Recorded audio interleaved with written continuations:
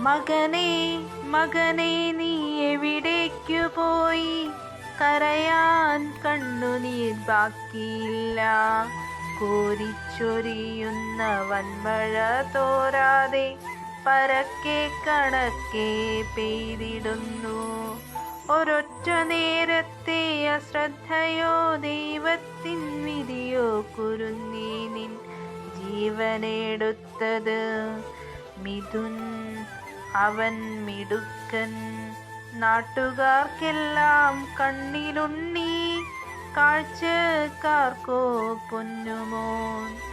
വരിക മടങ്ങി വരിക, ഒരിക്കലും വറ്റാത്ത ഓർമ്മകൾ തന്ന് നീ വേർപെട്ടു പോയി.